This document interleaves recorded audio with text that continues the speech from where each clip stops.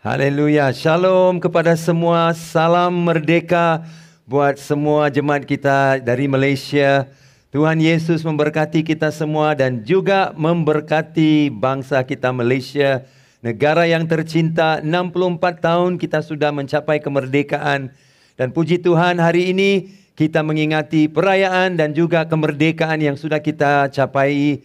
Dan kita tidak mau mengambil apa yang telah diberikan kepada kita, saudaraku, dengan ringan ataupun dengan tidak menghargai semua yang telah kita nikmati. Jadi dalam ibadah hari ini, saudara, kita mau mengambil masa mengingati semua yang telah kita nikmati selama 64 tahun ini yang telah Tuhan karuniakan kepada negara kita Malaysia.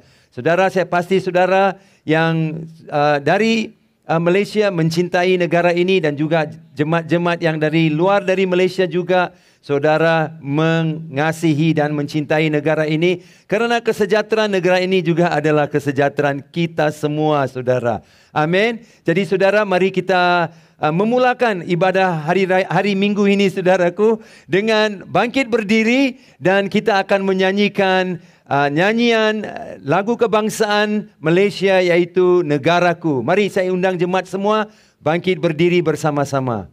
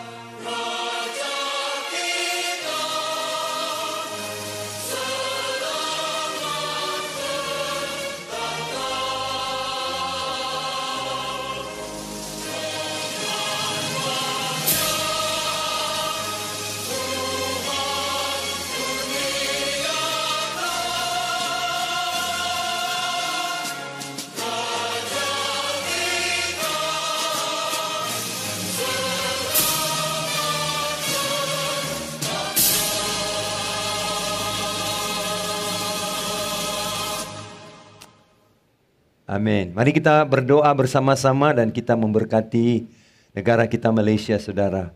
Mari saya minta saudara kita arahkan tangan sebagai tanda kita memberkati bangsa kita pada hari ini. Haleluya. Allah Bapa kami yang berkuasa di surga, terima kasih kami ucapkan karena Tuhan sudah memberkati Malaysia 64 tahun, kami sudah merdeka. Dan kami bersyukur atas kemerdekaan ini, karena ini adalah anugerah kemurahan Tuhan. Kami dapat memiliki sebuah negara yang merdeka, bebas dan juga aman. Kami bersyukur Tuhan untuk apa yang telah kami nikmati selama ini. Dan sungguh pun wabak COVID ini telah banyak membawa kesusahan. Tapi kami masih percaya dan kami tahu bahwa Malaysia mempunyai masa depan yang cerah dan luar biasa. Kerana yang pegang masa depan kami bukan apa yang terjadi dalam sektor ekonomi, politik, Tuhan ataupun di dalam kesehatan. Tapi yang pegang bangsa kami adalah tangan Tuhan Yesus Kristus. Jadi kepada Tuhan kami serahkan bangsa ini, kepada Tuhan kami serahkan masa depan Malaysia, dan kepada Tuhan kami serahkan semua berbilang bangsa yang hidup di negara ini. Bapa, biarpun apa suku, kaum, bahasa dan Tuhan dan juga pekerjaan kami, tetapi kami berdoa supaya ada kerukunan, ada kesatuan, ada berkat dari sorga yang turun atas kami dan membawa kami dalam satu hubungan yang akrab dan juga kerukunan yang luar biasa. Terima kasih Bapa untuk bangsa kami ini. Kami berkati Malaysia Tuhan. Di dalam nama Tuhan kami Yesus Kristus. Amin. Amin. Shalom jemaat Tuhan. Selamat pagi semuanya. Mari kita angkatkan pujian kita dalam Tuhan. Katakan Allah itu baik. Beri tepuk tangan bagi Tuhan kita.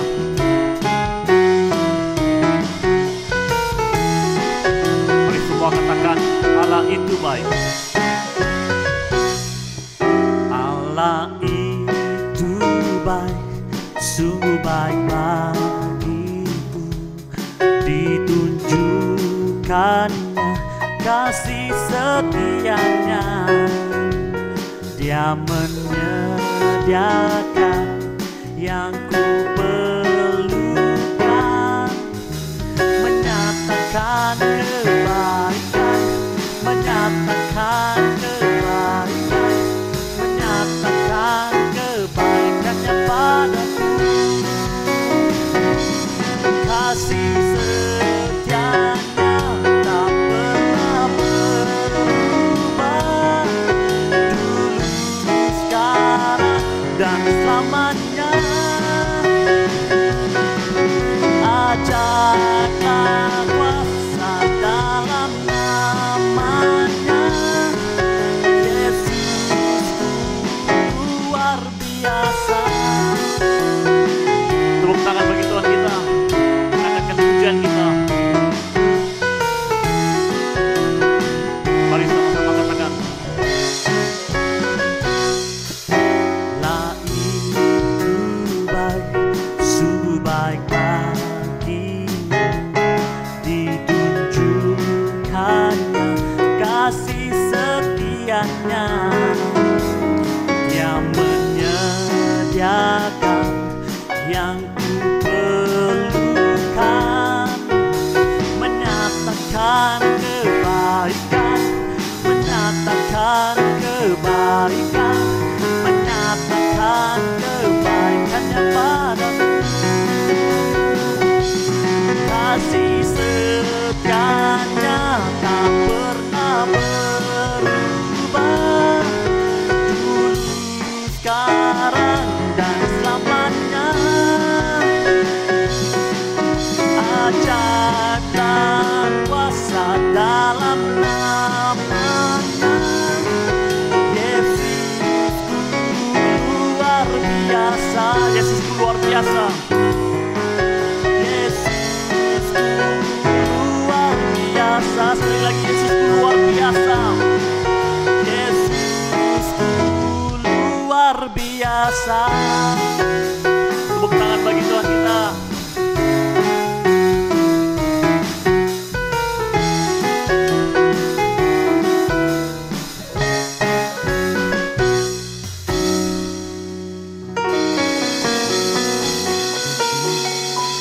Mari kita angkatkan lagu seterus kita, Datanglah dan Bertakhta. Haleluya.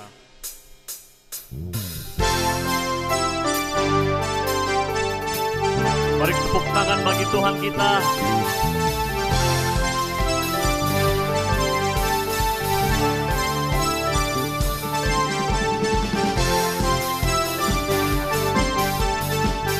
Kita angkatkan, kita katakan, Tuhan Yesus kita yang diagungkan. Haleluya. Mari semua katakan. Pelukis cakrawala, merangkai jagat raya, pencipta alam semesta,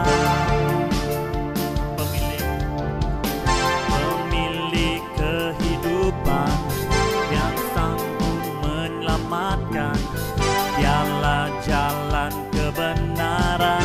Katakan, kami rindukan kuasa lawanan-Mu, kebangkitan pasti terjadi. Datanglah dan bertakhta, kuat dan berkuasa, saat hati bersatu menaikkan pujian, belenggu dipatahkan, mujizat dinyatakan. Great is our God. Mari semua angkatkan pujian kita. Yeah, yeah, yeah, yeah. Katakan, pemilik kehidupan, pemilik kehidupan yang sanggup menyelamatkan.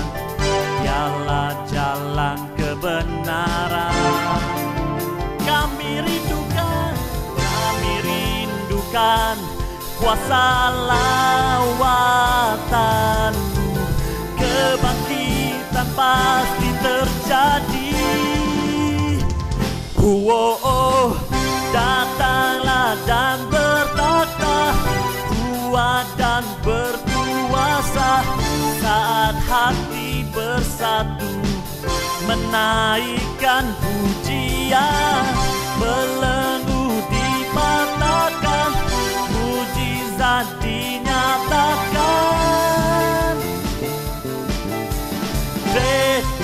Risaukan, datanglah dan bertakhta, kuat dan berkuasa.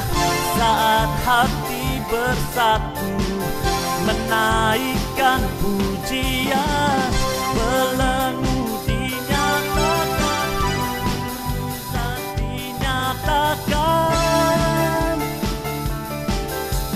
Risaukan,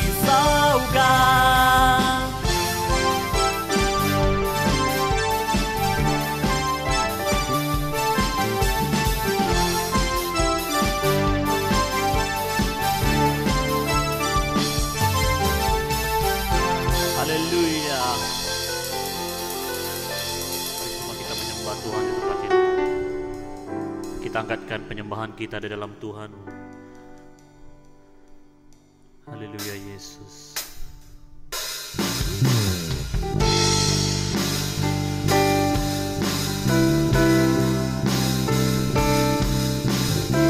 Menguatkan kami, memberikan kami kasih-Mu. Haleluya.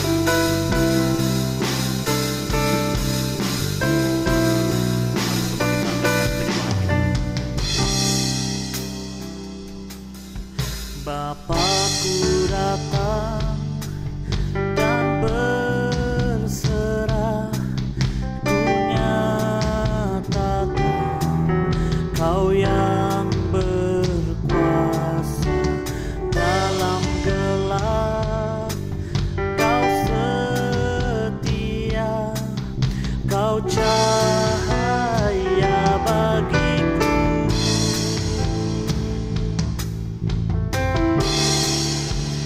Kau kuatkan aku bertahan, Kau harapan dalam kesesakan.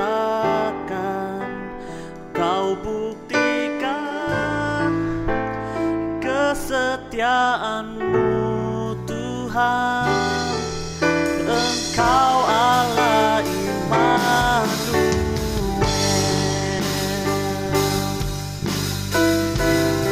Kami menyembah-Mu Tuhan.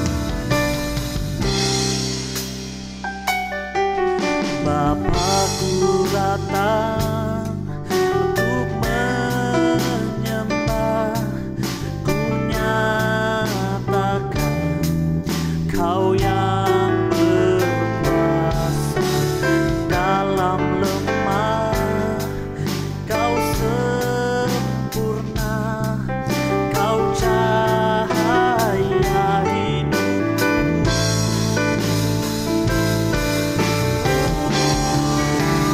Kau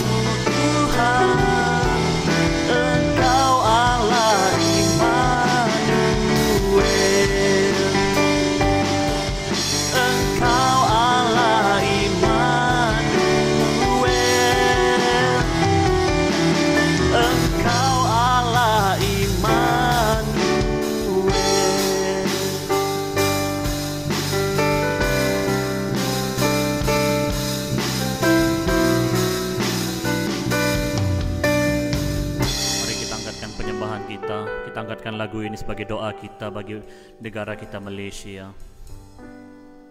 Haleluya.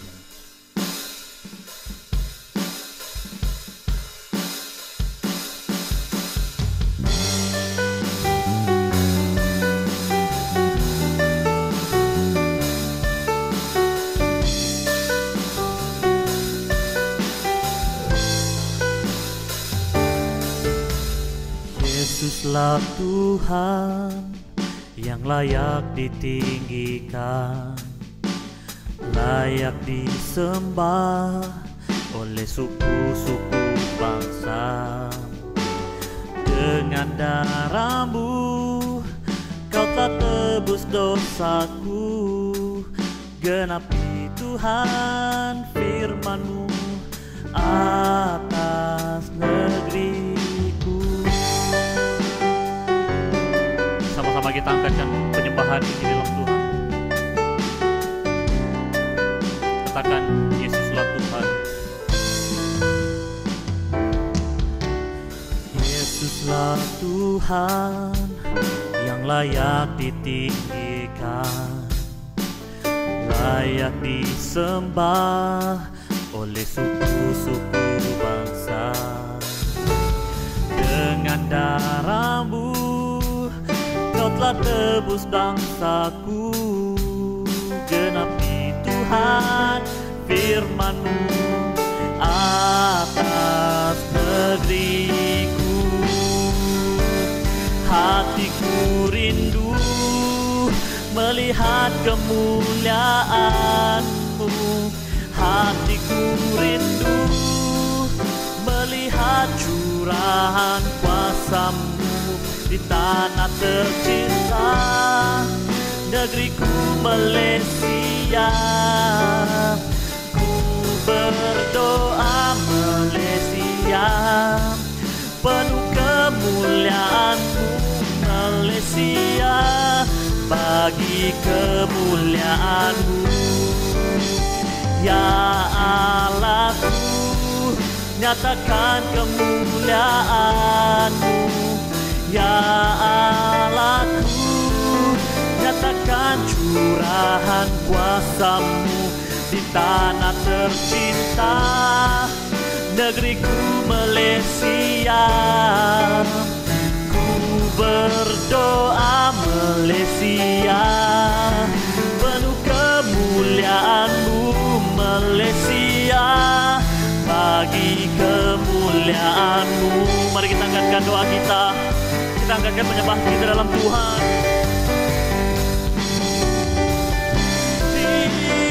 Terima kasih Yesus. Kami angkatkan Malaysia kami Bapa bagi kebesaran Tuhan. Haleluya. Penuh kemuliaan-Mu Bapa. Urapi Malaysia Bapa. Perasaan ini kami serahkan Bapa, bangsa-bangsa kami Bapa di dalam Malaysia pada saat ini Tuhan Yesus. Haleluya.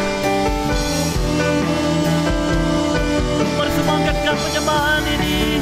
Hatiku rindu melihat kemuliaan-Mu, hatiku rindu melihat curahan kuasa-Mu di tanah tercinta, negeriku Malaysia. Ku berdoa Malaysia, penuh kemuliaan-Mu Malaysia, bagi kemuliaan-Mu. Ya Allahku, ya Allahku, nyatakan kemuliaan-Mu. Ya Allahku, nyatakan curahan kuasa-Mu di tanah tercinta, negeriku Malaysia. Ku berdoa Malaysia, penuh kemuliaan-Mu Malaysia, bagi kemuliaan-Mu. Malaysia, bagi kemuliaan-Mu. Malaysia, bagi kemuliaan-Mu.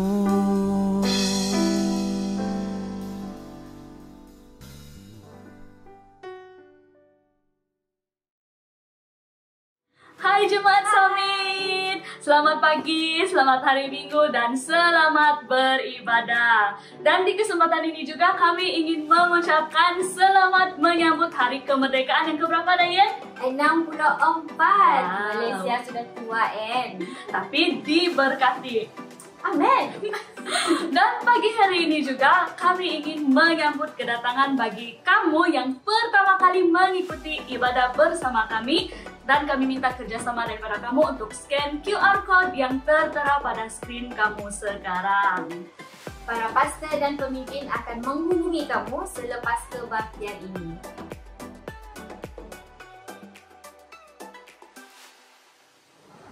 Baiklah Dayan, kita mau mendengar pengumuman kita pada minggu ini. Minggu depan kita ada pengkhotbah jemputan tau, Wah, Ya. dari mana tu Dayan? Dari Kuala Lumpur. Nama pastor itu adalah Pastor Kenneth Chin. Pastor Kenneth Chin adalah senior pastor di Gereja Egg Church di Kuala Lumpur. Beliau dipakai Tuhan dengan sungguh luar biasa. Sampai sekarang mereka sudah mencecah 3,000 jemaat di dalam dan juga di luar negara. Jadi saya menjemput kamu semua untuk menerima berkat melalui firman Tuhan yang dikongsikan oleh Pastor Kenneth Chin. Pastikan kamu viralkan mesej ini supaya orang lain juga diberkati. Jumpa kamu minggu depan.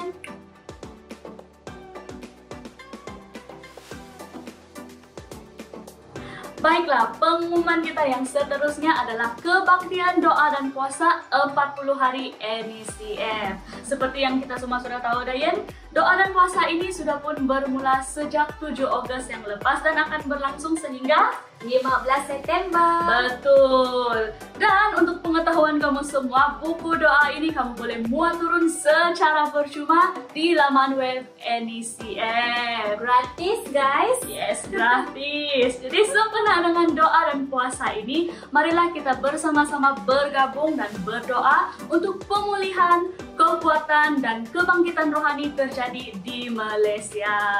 Dan juga gereja akan mengadakan doa bersama melalui Zoom pada hari Selasa dan hari Khamis bermula pukul 6.30 pagi dan juga hari Rabu pada pukul 8.30 malam. Betul. Jadi mari kita sama-sama join doa dalam Zoom ini dan kita berdoa untuk kesejahteraan negara kita, Malaysia.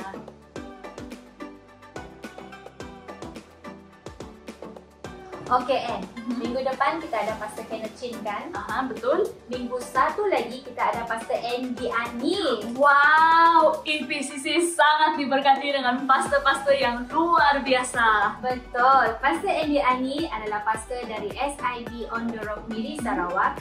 Dia akan bersama kita melalui Zoom di ibadah KKR Kesembuhan. Wow. Pada 11 September, 8 malam, Pastor Andy Ani akan berdoa khusus untuk mereka yang sakit seperti kencing manis, darah tinggi, COVID, dan lain-lain. Jadi pastikan kamu jemput kawan-kawan kamu yang sakit supaya mereka akan mengalami kesembuhan malam itu. Amin. Amin. Betul. Jadi kita juga percaya mukjizat Tuhan itu nyata untuk mereka yang akan disembuhkan pada malam itu. Amin.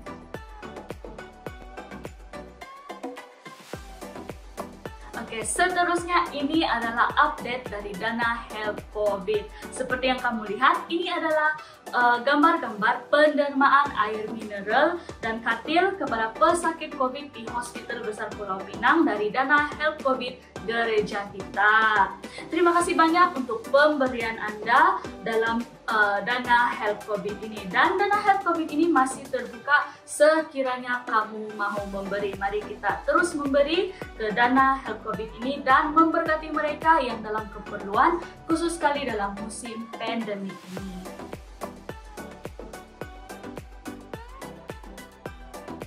Baiklah, sekarang sudah tiba masa untuk kita memberikan uang persembahan kita kepada Tuhan. Dan seperti biasa ada 3 cara untuk kita memberi. Yang pertama, melalui cek ke Excel Point Community Church. Dan yang kedua, secara online atau ATM di nomor account yang tertera pada skrin kamu saat ini. Dan kamu juga boleh memberi melalui Touch and Go.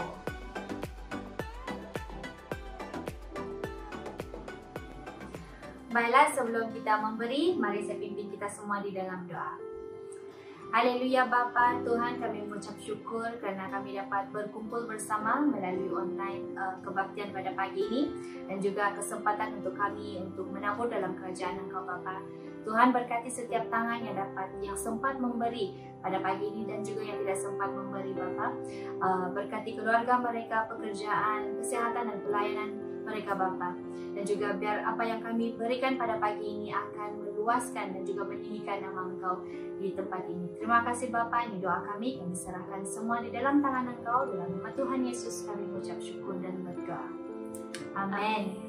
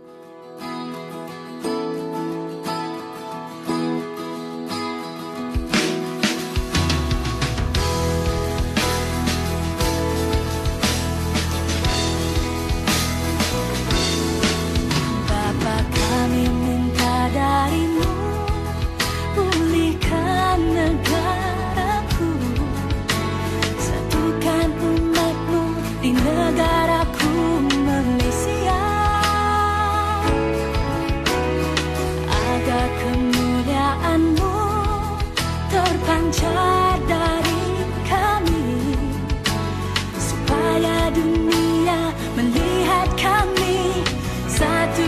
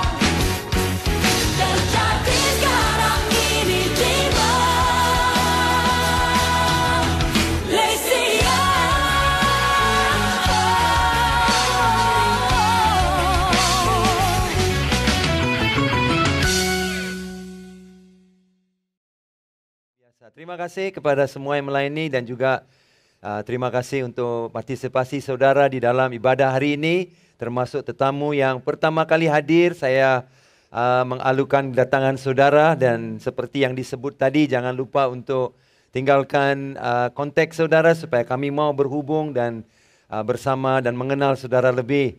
Dan puji Tuhan untuk hari ini saudara kita merayakan kemerdekaan Malaysia yang ke-64 dan kita tetap berdoa dan percaya bahawa Tuhan akan terus membawa Malaysia ke tempat yang terbaik sebagaimana Tuhan sudah melakukan sekian lama dalam hidup kita. Mari kita siapkan hati kita dan kita berdoa bersama-sama.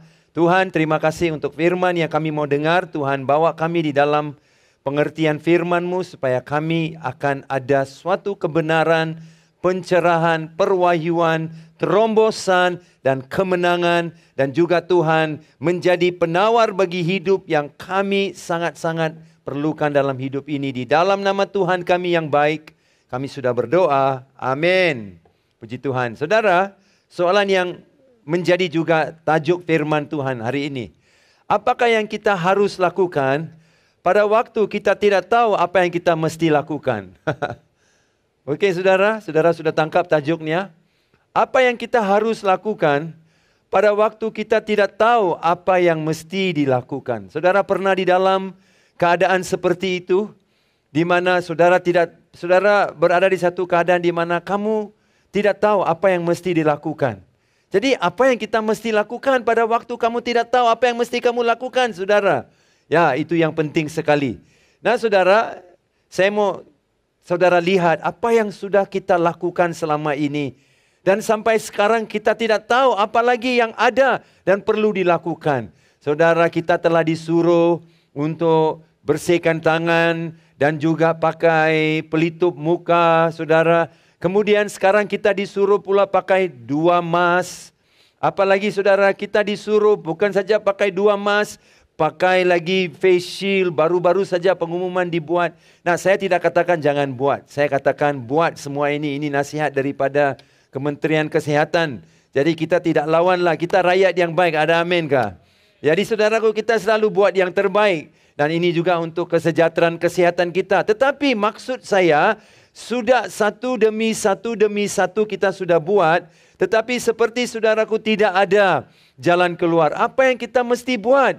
Pada waktu kita tidak tahu apa yang kita mesti buat, saudaraku. Kita tahu juga kita disuruh untuk social distancing, saudaraku. Penjarakan sosial. Dan apa yang terjadi, saudaraku, seperti kita terus lakukan, seperti hari ini juga kalau kita lihat di gedung tidak ada orang lain kecuali Pastor Loges, Pastor Hersi, dan juga saudaraku ada 3 orang media di belakang, dan termasuk saya, kami baru 6 orang saja di sini, saudaraku. Jadi kami melakukan social distancing. Kemudian saudara cuba tengok, orang yang sudah bercinta, saudaraku, tidak boleh berjumpa, mereka berpisah begitu jauh sehingga hanya handphone mereka saja berciuman, saudaraku. Tidak boleh ketemu lagi, kesian betul. Saya tidak tahu kalau saudara juga begitu dengan boyfriend, girlfriend, dengan pacar saudara, begitu jauh. Hanya beginilah ragam hidup manusia di musim-musim susah ini, saudaraku. Apalagi semua bisnes ditutup.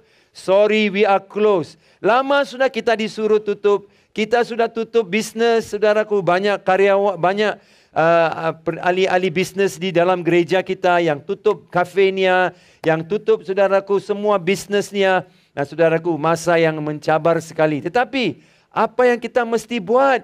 Pada waktu kita tidak tahu apa yang mesti kita buat. Semua yang kita perlu buat sudah kita buat, saudaraku. Kita sudah melalui lockdown. Bagi Pulau Pinang 23 Mei sampai ke hari ini. Hari ini, saudaraku, 29 Agustus atau Ogos. Saudara, kita sudah berapa lama? Seperti saudaraku, hampir lebih 3 bulan kita sudah lockdown. Dan sebelum itu juga, tetapi apa yang kita mesti buat? Pada waktu kita tidak tahu apa lagi yang mesti kita buat, saudaraku. Nah, kita juga sudah menjadi warga yang baik. Kita tidak rebut-rebut beli toilet paper, sudah, saudara. Amin, betulkah? Ada orang dulu karena COVID, karena lockdown, orang lawan mau beli toilet paper. Jadi kita sebagai rakyat yang baik sudah tidak lagi, saudaraku, menyimpan dan sorok itu toilet paper begitu banyak. Apa yang kita tahu buat, kita sudah pun buat, saudara.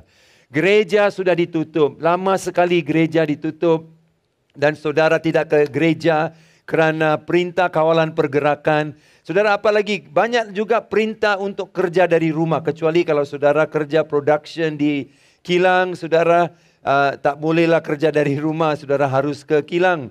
Tetapi kebanyakan orang bekerja dari rumah. Dan dikatakan mengikut The Economist, sebuah majalah bisnes yang mengatakan bahawa orang yang bekerja di rumah, masa kerja di rumah lebih daripada pada waktu dia kerja di tempat kerjanya itu. Kerana kita mula dan kita tidak stop. Kita terus kerja.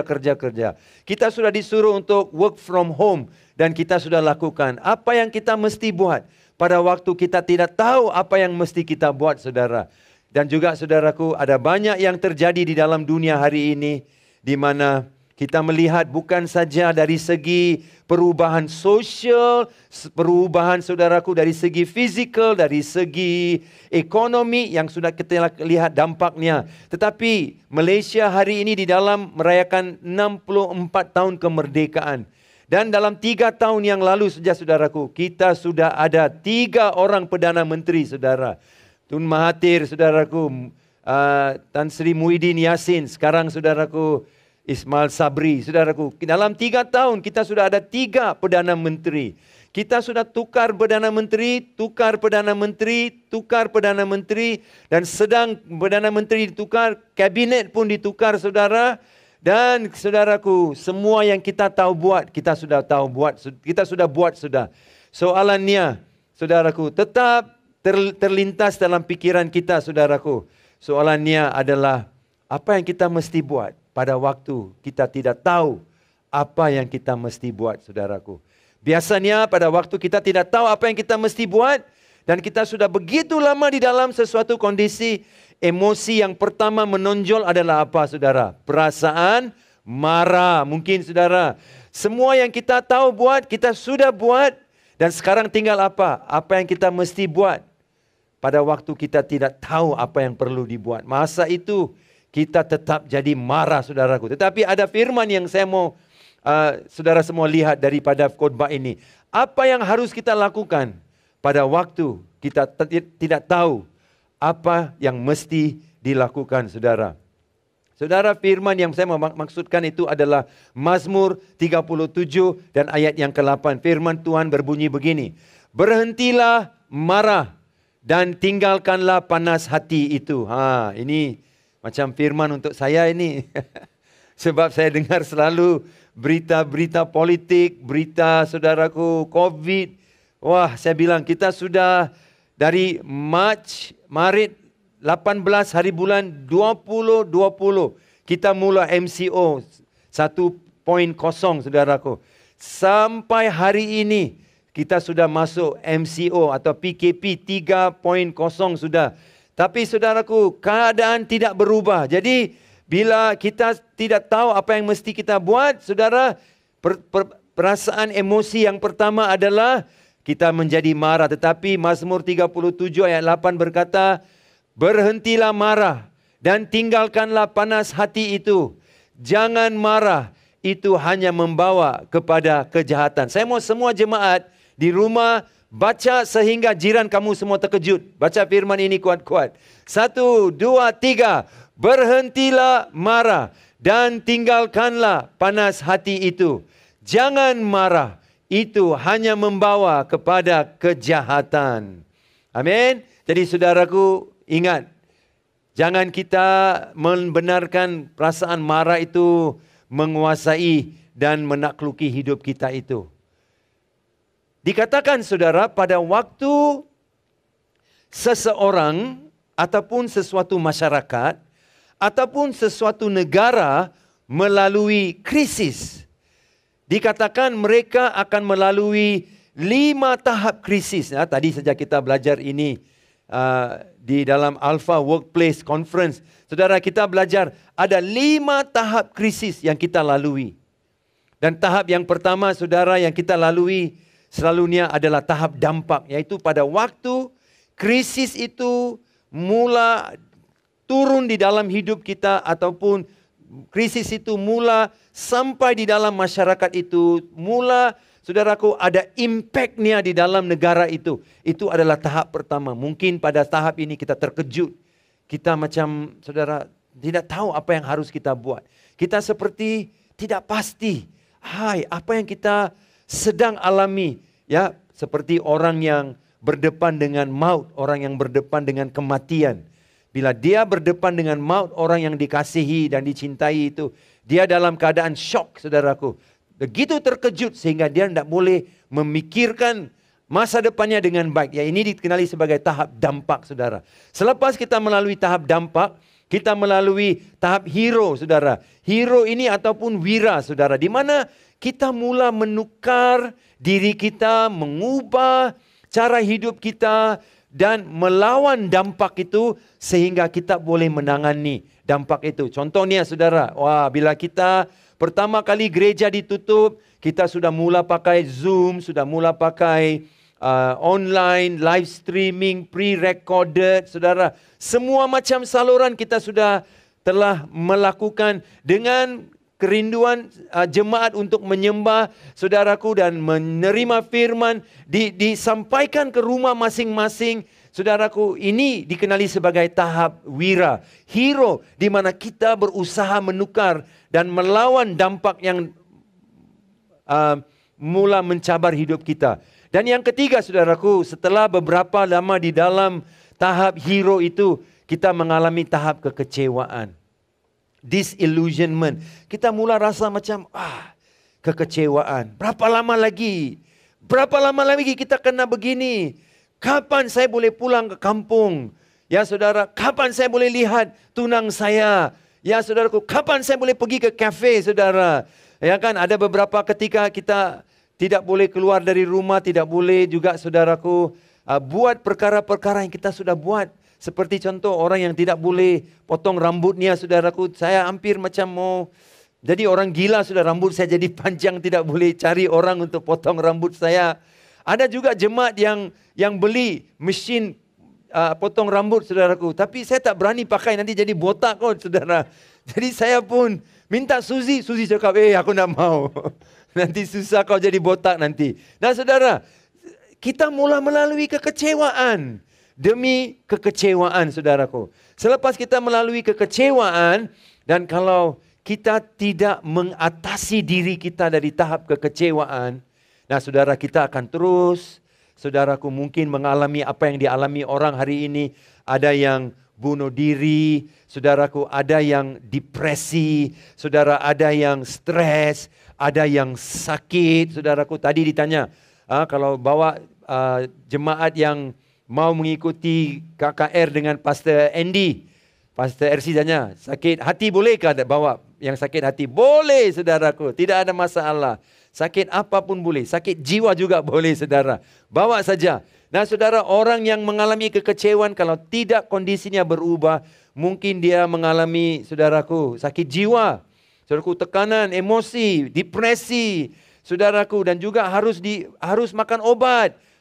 Dan akhirnya mereka mungkin menyerah dan mungkin, saudaraku, membunuh diri.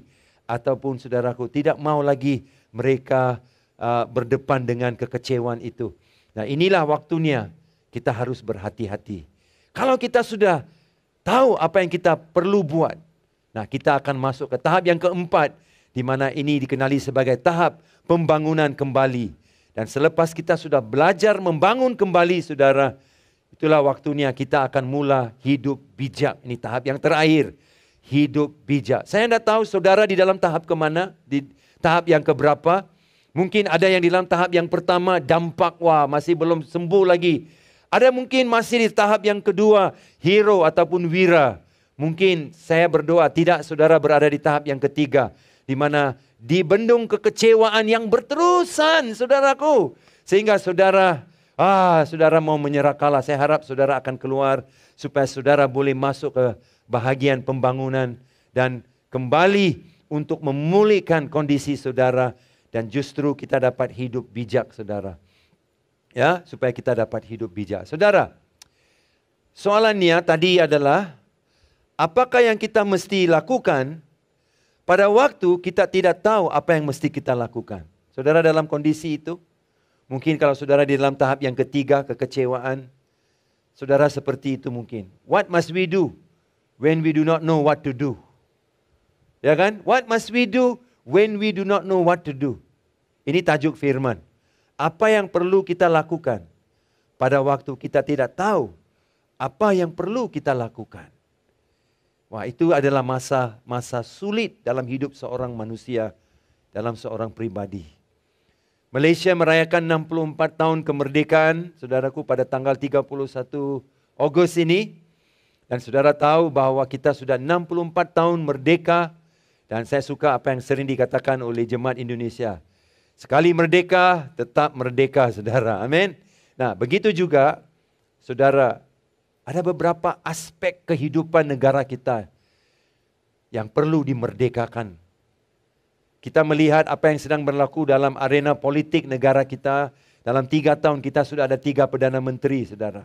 Satu Perdana Menteri 22 bulan, satu Perdana Menteri 17 bulan. Sekarang ini Perdana Menteri yang ketiga. Saudara, sungguh pun nampak macam, oh ya, adalah Perdana Menteri baru. Kita sudah ada kabinet yang okeylah, separuh baru, saudara. Mungkin yang separuhnya dari kabinet lama. Dan tetapi kita tidak pasti, saudaraku, bahawa badai yang menggoncang kedudukan politik negara sudah berlalu. Tidak semestinya. Kerana kita belum tahu lagi apakah hala tuju politik di bawah Perdana Menteri yang baru. Dan kita doakan semuanya akan jadi baik. Tetapi seperti yang saya maksudkan di sini adalah kita belum pasti. Kita belum pasti. Kerana dalam 3 tahun kita sudah tukar 3 Perdana Menteri. Saudara, ada hal-hal dalam negara kita yang perlu merdeka, saudaraku. Saudara, sering kali juga, saudaraku, masalah perkauman, saudaraku, perlu dimerdekakan, saudaraku.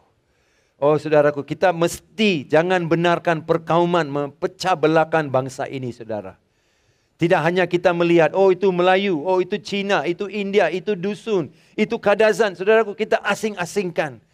Saudaraku, sehingga satu bangsa belajar hidup bersama. Saudaraku, bangsa itu atau negara itu tetap lemah, saudaraku. Kalau kita tidak belajar hidup berukun, saudaraku, bangsa itu tetap lemah selamanya, saudara. Sebab itu, saudaraku, kita tidak boleh benarkan perkauman menghancurkan kita, saudaraku. Lagi satu masalah penting yang kita perlu doa adalah masalah korupsi, saudaraku. Rasuah adalah masalah yang mesti dihilangkan dan mesti dimerdekakan di dalam hidup masyarakat dan juga, saudaraku, budaya kerja Malaysia ini, saudara. Wah, ini rasuah ini, saudaraku.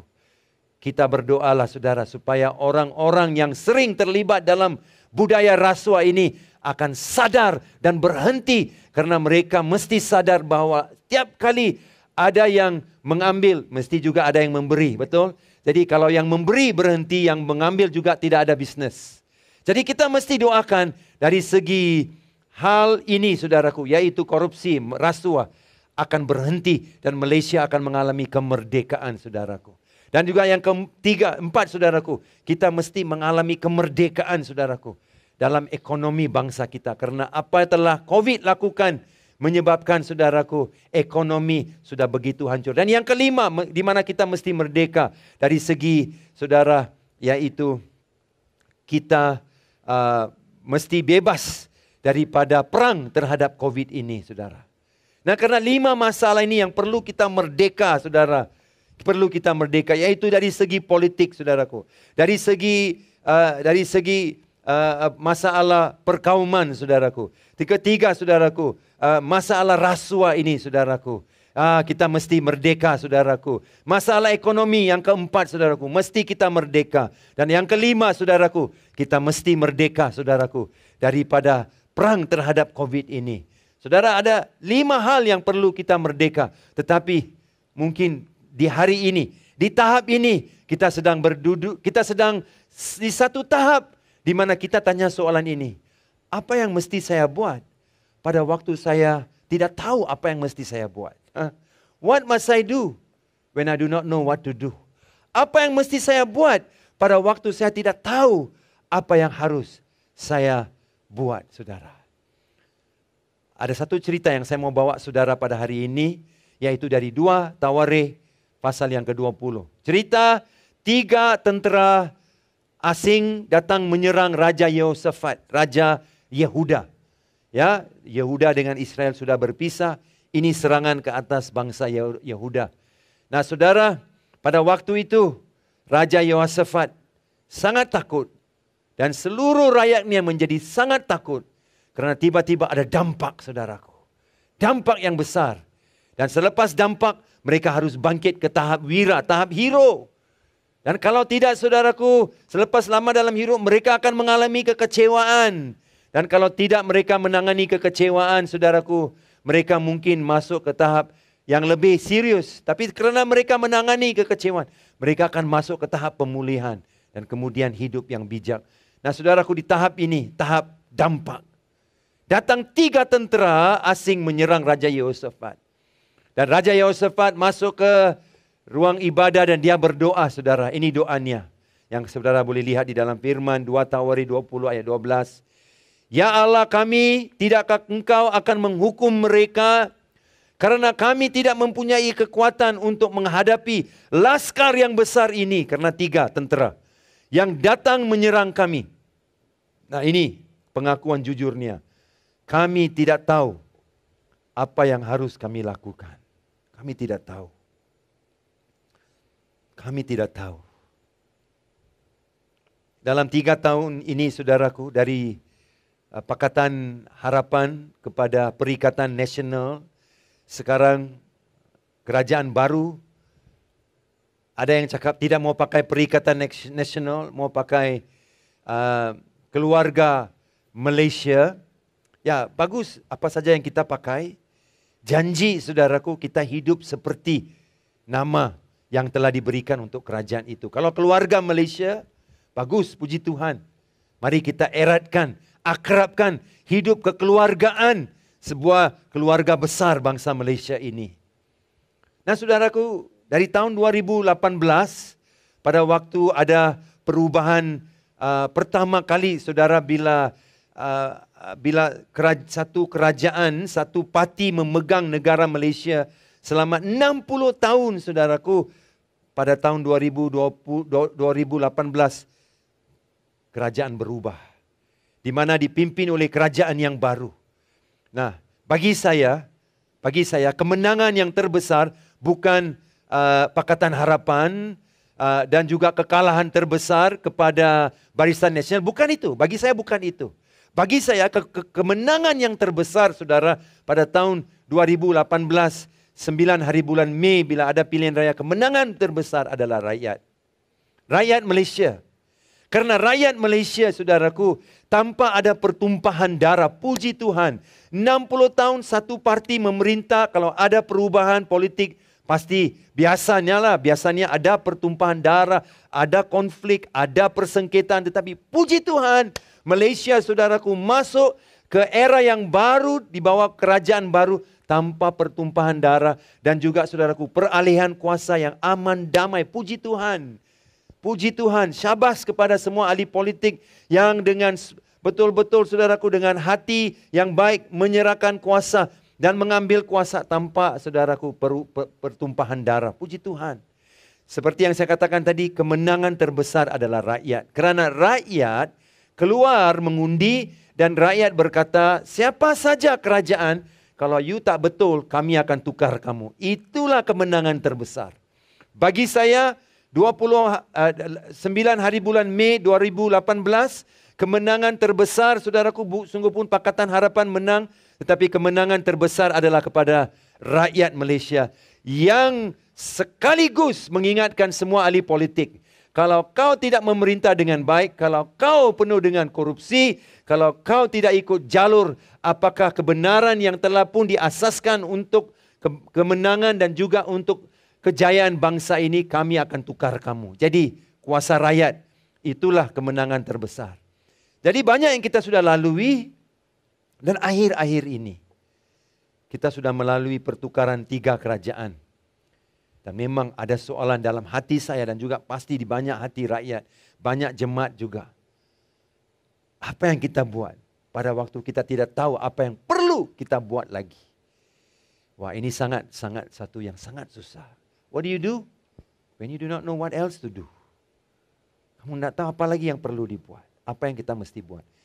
Jawapannya ada di dalam firman ini, yaitu saudaraku di dalam ayat yang ke-12. Tetapi, dia bilang begitu kan, kami tidak tahu apa yang harus kami lakukan. Tapi dia bilang, tetapi mata kami Tuhan tertuju kepadamu. Haleluya. Itu nasihat saya kepada semua jemaat IPCC, sama ada kita dari Malaysia atau dari luar Malaysia. Pada waktu kita tidak tahu apa yang mesti kita buat, saudaraku, adalah ini. Berkata seperti Raja Yosefat, mata kami tertuju kepadamu. Mata kami tertuju kepadamu. Bercakap tentang mata yang tertuju kepada Tuhan. Saya pernah berkata dengan saudara, satu ketika saya pergi melayani di Sabah, di Tawau. Dan saya bawa khotbah di satu camp muda-mudi. JAM namanya, camp itu. JAM, J-A-M. Jangkau anak muda. Wah, ramai. Ratusan anak muda saudaraku dalam camp itu. Lebih kurang 100 lebih ke 200, saya pun lupa berapa. Dan saudara, begitu ramai dan saya melayani dalam camp itu. Dari pagi sampai malam saudaraku. Kalau sudah habis pagi melayani, petang ada counseling, ada workshop. Kemudian saudaraku malam melayani khotbah lagi, doain untuk semua muda-mudi. Selepas habis khotbah saudaraku, ada lagi pemimpin-pemimpin minta counseling. Wah, sangat-sangat capek lah itu camp. Dan saya masih ingat ada beberapa malam saya jam 1 pagi saya mandi saudara, sebab habis semua pelayanan. Dan ada hari pertama bila saya mandi saudara, saya pakai itu sabun, begitu banyak saya pakai, tapi baunya wangi sekali. Tapi saudara, tidak ada buih langsung dalam sabun itu. Saya pun tak pedulilah, pukul 1 sudah pergi tidur saja saudaraku. Hari kedua saya mandi, lebih kurang jam 1 begitu. Waktu saya mandi saya pakai lebih banyak sabun. Saya sapu saudaraku. Wow, baunya wangi saudaraku. Tapi tidak ada buih. Saya pikir ini mungkin teknologi baru. Jimatkan air saudara. Janji baunya sudah hilang. Hari ketiga saya mandi lagi, pakai lebih banyak. Saya bilang mungkin kena pakai lebih. Tidak ada bau pun. Tidak ada buih pun. Ada hanya wangian yang sangat luar biasa. Dan saudaraku, kamar mandi itu gelap-gelap sikit lah. Saya ambil itu botol, saya pikir apa dari botol, apa itu? Body soap apa ini, saya mau tengok. Sebab saya dalam keburuan sebelum naik pesawat saya beli saudara. Tanpa melihat dengan betul. Dan saya bawa lampu di toilet itu saudara, saya tengok. Saya tengok, apa ini? Dia tulis sana, body lotion. 3 hari saya mandi dengan body lotion, bukan body soap. Patutlah keesokan hari bila saya tumpang tangan semua rebah saudaraku. Karena badan tidak bersih. Tak ada sabun. Jemaat yang terima doa dia, rebah sajalah. Nah, itulah masalahnya kalau tidak lihat dengan baik. Nasihat Tuhan kepada umat yang berkata, kami tidak tahu apa yang harus kami lakukan. Apa yang kami harus lakukan pada waktu kami tidak tahu apa yang harus kami lakukan adalah ini, matamu tertuju kepada Tuhan. Mata kita tertuju kepada Tuhan. Saya bawa beberapa firman di sini. Mazmur 141 ayat yang ke-8 berkata, tetapi kepada mula ya Allah Tuanku, mataku tertuju. Haleluya. Yang percaya katakan amin saudara. Mata kita tertuju kepada Allah. Pada mula aku berlindung, jangan campakkan aku. Selagi mata saudara tertumpu kepada Allah, saudara, kau adalah pemenang. Kamu adalah champion saudara. Kamu adalah jago. Kamu adalah wira. Selagi mata saudara tertuju kepada Tuhan. Tapi ya, you angkat mata you dan you mula tengok saudaraku, orang jahat. Kau tengok orang yang korupsi. Kau tengok saudaraku, politik yang tak stabil. Kau tengok saudaraku, orang yang suka tipu, mencuri saudaraku. Dan kau tengok keruntuhan moral, akhlak. Kau tengok keruntuhan kekudusan di kiri kanan kita saudaraku. Dan kita mula jadi marah kerana mata kita tertuju di tempat yang salah. Setiap hari saudaraku, kau tengok itu berita jam 3 kau tengok itu berita. Wah, Pulau Pinang 2,000 lagi. Habis itu kita bilang, wah, Pulau Pinang sudah jago. Lawan-lawan dengan Selangor, saudaraku. Tiba-tiba Sabah pula jadi jago. Wah, saudaraku, mata kita tertuju kepada jumlah orang yang meninggal. Jumlah angka yang sudah mendapat kejangkitan. Saudaraku, Alkitab berkata selagi kita buat itu, kita tidak tahu apa yang kita mesti buat. Kita tidak tahu apa yang kita harus buat. Tetapi Yehosafat berkata, aku tidak tahu apa yang kami harus buat Tuhan. Tetapi mata kami tertuju kepada Engkau. Haleluya. Berhenti melihat kepada orang yang tidak jujur di keliling kamu. Berhenti melihat kepada, saudaraku, negara yang bertukar-tukar pemerintah, saudaraku. Itu politik. Itu lumrah politik, saudaraku. Jangan kita kecewa dengan semua itu. Kita tetap tujukan mata kita kepada Tuhan. Kita tidak lawan orang-orang seperti ini. Kita tidak lawan pemerintah. Kita tujukan mata kita kepada Tuhan. Itu tanggung jawab orang percaya, saudaraku. Mazmur 123 ayat 2 berkata begini. Sama-sama kita bacakan. 1, 2, 3. Lihat seperti mata para hamba laki-laki memandang kepada tangan tuannya. Seperti mata hamba perempuan memandang kepada tangan nyonyanya. Demikianlah mata kita memandang kepada Tuhan Allah kita sampai Ia mengasihani kita. Haleluya. Amin. Saudaraku, sebagaimana hamba laki-laki memandang kepada tangan tuannya, perempuan memandang kepada tangan nyonyanya, Alkitab berkata mata kita memandang. Di sini dengar, tunggu dulu saudara. Dia berkata mata kita bukan memandang kepada tangan Tuhan, tetapi tangan kepada Tuhan. Seringkali kita datang kepada Tuhan, kita tengok apa Tuhan mau bagi kita. Kita tengok tangan yang Tuhan beri. Seringkali tangan Tuhan tak kelihatan. Tapi hati Tuhan selalu kelihatan, saudaraku. Tangan Tuhan, saudaraku, seringkali tersembunyi. Karena tangan itu adalah gambaran berkat, gambaran curahan kuasanya. Berkat itu adalah gambaran curahan mukjizatnya. Seringkali tangannya tersembunyi. Tetapi Dia tidak tersembunyi. Sebab itu, mata kita memandang kepada Tuhan. Mazmur 121 ayat 1 dan 2 berkata begini, saudaraku. Ku melayang-layangkan mataku ke gunung. Tetapi dari mana datang kekuatanku? Dari mana datang pertolonganku? Puji Tuhan, penulis Mazmur tidak berkata pertolonganku datang dari gunung itu. Dia bilang pertolonganku datang daripada Tuhan. Aku melayang-layangkan mataku ke gunung, tetapi pertolonganku itu datang daripada Tuhan. Jangan lihat sekeliling kamu. Gunung itu adalah gambaran, saudaraku, sesuatu kerajaan, sesuatu kekuatan fizikal, kekuatan ekonomi, kekuatan tentera. Tetapi saudaraku, penulis Mazmur berkata, mataku dilayang-layangkan. Tetapi kekuatanku tidak datang dari gunung itu. Datang daripada Tuhan.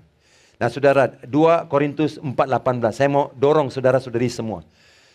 Sebab kami tidak memperhatikan atau melihat yang kelihatan, melainkan yang tak kelihatan. Karena yang kelihatan adalah sementara, sedangkan yang tak kelihatan adalah kekal. Amin. Saudara, banyak yang kita lihat di keliling kita ini, wah, sangat akan menghancurkan roh dan pegangan iman saudara. Tapi Alkitab berkata, apa yang kelihatan itu hanyalah sementara. Tapi apa yang tak kelihatan? Apa yang tak kelihatan? Iman, surga tempat saudara Allah mau memberkati kita dengan kehidupan kekal. Saudaraku, apa yang saudara pegangan kepada firman yang saudara bersandar itu, masa depan yang saudara miliki di dalam Tuhan, semua itu tak kelihatan. Tapi orang dunia akan kecewa karena mereka suka melihat apa yang kelihatan. Orang dunia suka melihat apa yang kelihatan dan masuk akal, saudaraku. Seperti Walt Disney. Walt Disney membawa kawannya, Art Linkletter nama dia. Art Linkletter nama dia. Lebih kurang 40 batu dari California, Los Angeles, mereka bawa kereta, saudaraku. Walt Disney dia bawa kawan dia. Satu tempat terpencil, hanya macam hutan saja. Walt Disney cakap dekat kawan dia, kau mesti beli tanah ini. Kau beli tanah ini. Kawan dia tengok Art Linklater tengok Walt Disney, dia bilang, okey. Walt Disney bilang, jangan cakap okey. Harus cepat beli, cepat. Mesti beli, saudaraku. Dan Art Linklater juga bilang, okey lah. Macam separuh hati saja dia punya persetujuan. Dan Walt Disney membawa dia kembali ke kota Los Angeles, saudaraku.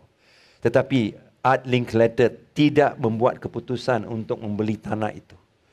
Apa yang terjadi adalah Walt Disney membeli tanah bahagian sini dan dia suruh ke temannya Art Linklater membeli tanah di sebelahnya supaya pada waktu Walt Disney membangun Disneyland, saudara. Hari ini, saudara, yang dibangunkan sebagai Disneyland, saudaraku. Apakah jumlah harga nilai Disneyland hari ini dan juga semua tanah yang lebih daripada 40 bilion US dollar wang Amerika, saudara. Dan semua hotel-hotel yang beli tanah dan mereka bangun hotel, mereka dapat untung besar kerana banyak yang datang pergi Disneyland, saudaraku. Mereka tinggal menginap di hotel-hotelnya. Tetapi Art Linklater, seperti kita lah, saudaraku, suka tengok apa yang kelihatan. Waktu tu dia kelihatan apa tu? Semak samun, hutan belantara, saudara. Mata dia tidak melihat seperti Walt Disney. Sebab itu saya mau kasih tahu, saudara, orang dunia hanya melihat apa yang kelihatan dan dia kecewa cepat. Tetapi Tuhan berkata, tetapi kita melihat apa yang tidak kelihatan. Sebab itu namanya iman, saudaraku. Jadi, saudaraku, bangunkan imanmu pada waktu kau tidak tahu apa yang harus kau buat. Itu yang kita lakukan. Mata kita tertuju kepada Tuhan. Saudara, satu lagi firman. 2 Tawarikh 15 ayat 4. Sama-sama kita bacakan. 1, 2, 3. Tetapi dalam kesesakan mereka berbalik kepada Tuhan Allah orang Israel. Mereka mencarinya dengan mata, mencarinya. Dan ia berkenan ditemui oleh mereka. Amin. Saudara, kau tahu, kita selalu pikir begini, saudaraku. Kita yang pergi mencari Tuhan. Tapi sebenarnya, jangan lupa tahu, kita yang cari ya, jauh sebelum kita cari dia sudah ketemu dengan saudara. Pada waktu dia turun, saudaraku, sebagai bayi di dalam palungan itu, saudaraku. Saudara, tidak ada orang yang pergi cari Tuhan. Tuhan tinggalkan kemuliaan surga dan turun dan sanggup lahir di palungan. Kenapa, saudaraku? Dan di palungan itu tempat binatang seperti lembu, kambing semua makan. Tempat makan itu dijadikan tempat untuk anak Allah tidur, saudaraku. Pasti kotor, pasti ada nyamuk, saudaraku. Anak lahir di sana. Saudara, beranikah kasih anakmu lahir di tempat seperti itu? Tapi anak Allah sanggup turun. Kenapa, saudaraku? Karena dia yang mencari kita dulu. Di sini berkata mereka mencari ini, ayat ini. Mereka cari, mana kita boleh cari Tuhan.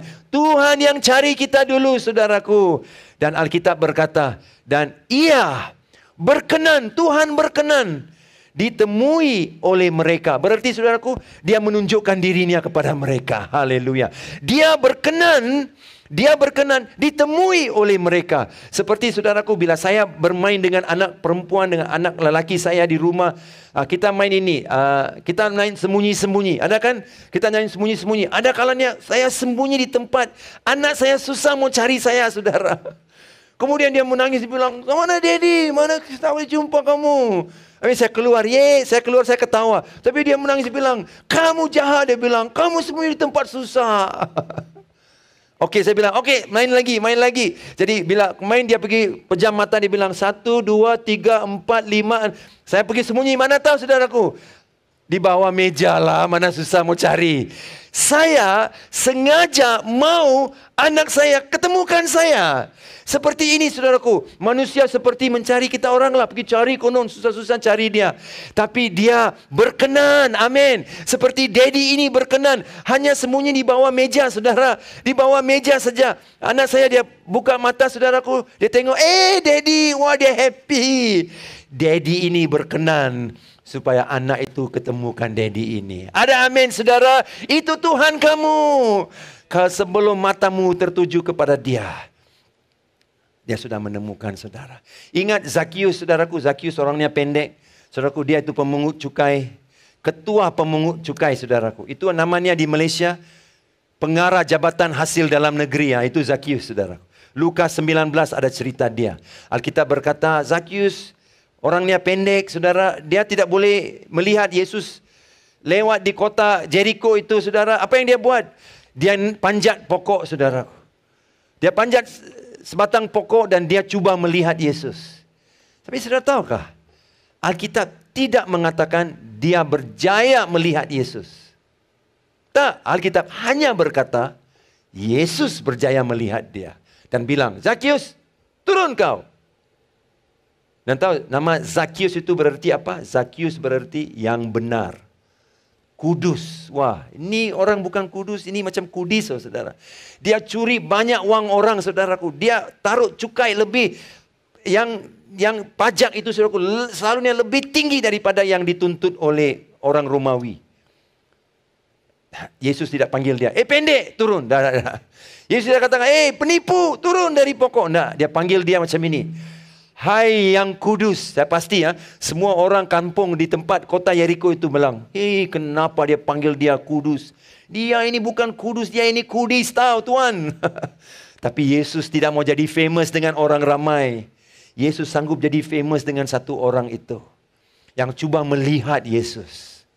Tapi Yesus boleh nampak dia. You baca Lukas 19 ayat 1 hingga 10. Tak pernah disebut bahawa Zakius berjaya melihat Yesus. Alkitab bilang dia hanya naik pokok untuk melihat Yesus. Tetapi sebenarnya Yesus yang terpandang kepada dia. Kamu pikir kamu mencari Tuhan? Tuhan mencari kamu, saudaraku. Tuhan melihat kamu. Ini firman yang terakhir dan kita akan berdoa. Marilah kita menanggalkan semua beban dan dosa yang begitu merintangi kita. Betul-betul, saudaraku, di negara kita, di dalam hari kemerdekaan ini, kalau kita melihat apa yang di depan kita, ada banyak yang merintangi kita. Kemajuan bangsa ini, masa depan bangsa ini, saudara, ada satu badan yang dikenali sebagai Bloomberg yang mengukur kemampuan sesebuah negara itu melawan COVID. Bloomberg Resilience Index itu namanya. Malaysia di tangga yang paling bawah sekali. Malaysia di tangga yang paling bawah sekali. Bloomberg Resilience, COVID Resilience Index. Kita di tangga yang paling bawah sekali. Banyak yang merintangi kita. Dan berlomba dengan tekun dalam perlombaan yang diwajibkan bagi kita. Apa yang kita perlu buat? Pada waktu ada banyak yang merintangi kita, banyak yang menghalang kita, banyak yang menolak kita, banyak yang kecewakan kita. Apa yang mesti kita buat? Ayat 2 berkata begini. Marilah kita melakukan nia. Melakukan nia itu apa? Melakukan nia itu apa, saudara? Melakukan nia itu adalah melakukan, saudaraku, semua melakukan itu lawan semua yang merintangi kita dan perlombaan yang diwajibkan kepada kita dengan mata yang tertuju kepada Yesus. Dengan mata yang tertuju kepada Yesus. Tuhan tidak ada cara lain, saya pikir. Tuhan tidak ada cara lain selain daripada mata kita tertuju. Seperti Yosafat berkata, Tuhan, kami tidak tahu apa yang kami harus buat. Kuliah kami tak tersambung, Tuhan. Pekerjaan yang dijanjikan sekarang kami sudah dihantar pulang, Tuhan. Kami mau pergi lawat family tapi tidak ada jalan, Tuhan. Kami tidak tahu kapan masanya, Tuhan. Kami tidak tahu. Bila kami bisa kembali kerja, bila ekonomi dibuka, bila kami dapat semua yang kami dapat.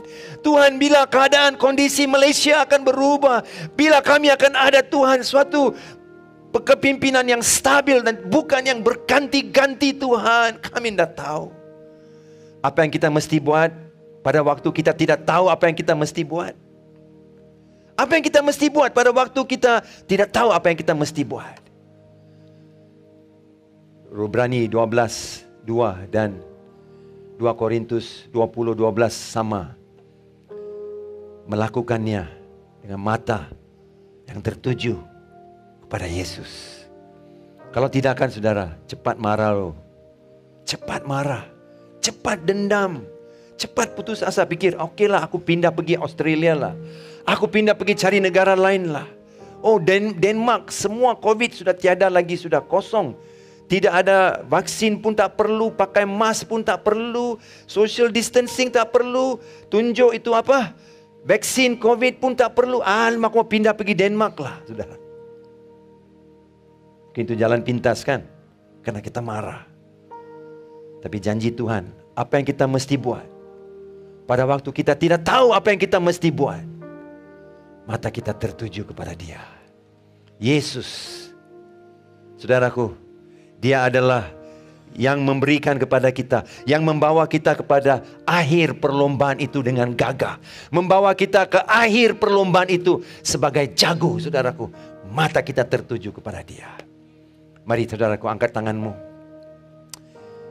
Ada di antara kita hari ini,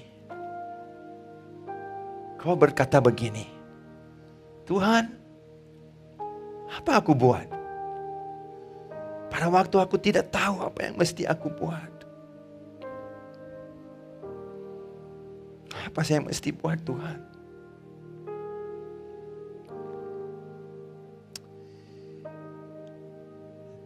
Sambil semua mata dipejam, kepala ditunduk. Seringkali saya rasa seperti khotbah ini untuk saya. Sebagai seorang pemimpin,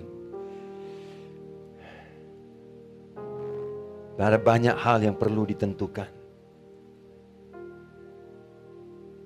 Sering saya jadi sangat marah karena apa yang saya lihat.